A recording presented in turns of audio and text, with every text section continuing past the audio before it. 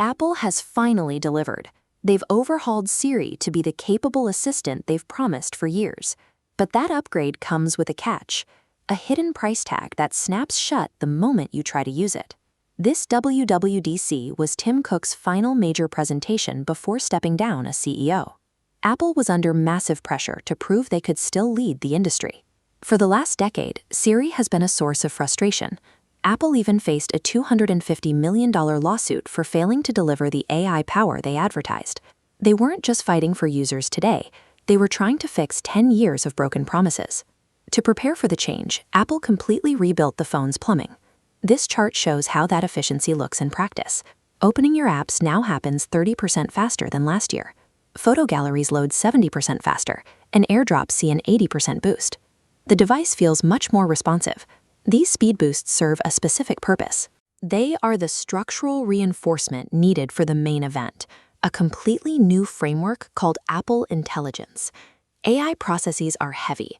If Apple had tried to run this new system on their old software foundation, the device would have struggled to keep up. They had to make the phone faster, just so it wouldn't collapse under the weight of the new assistant. The first thing you'll notice about the new Siri is the design. It uses a liquid glass aesthetic that lives right inside the dynamic island, making the software feel like it's physically part of the camera hardware at the top of your screen. This new Siri has screen awareness. If you're looking at a photo of a landmark and you're curious about where it is, you don't have to type anything. You can simply ask, "Where is this?" and the phone can see exactly what you're seeing. Siri went from struggling with simple timers to understanding the world around it almost overnight. That jump happened because Apple looked outside their own walls for help. Apple is currently paying roughly $1 billion a year to use Google's Gemini model as the foundation for this new Siri.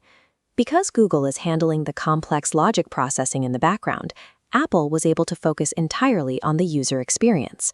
They spent their energy making the AI feel like a natural part of your camera and search functions. They effectively outsourced the brain to their biggest rival. For Apple, owning the interface that you touch and see is more important than building the AI model from scratch. That focus on the interface makes daily tasks much simpler.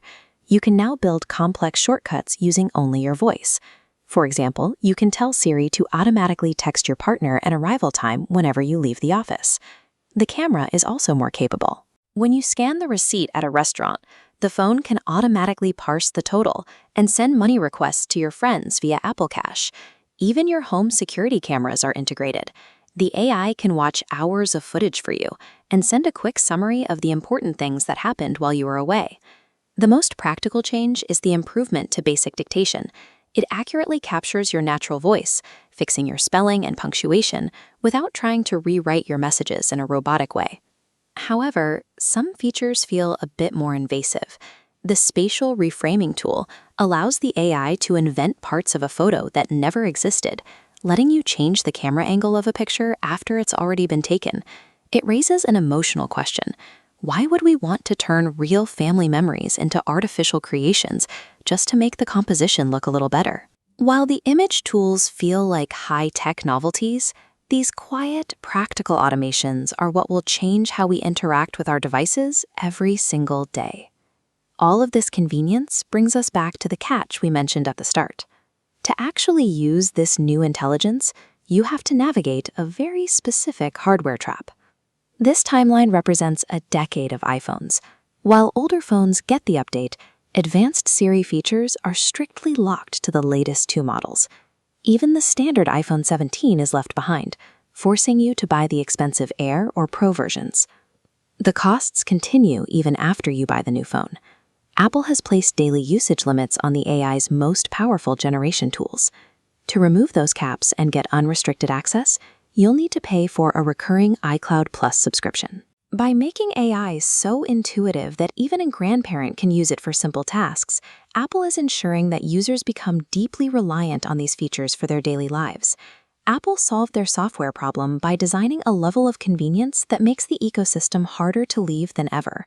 They've created a helpful assistant that essentially guarantees you'll keep paying them for years to come.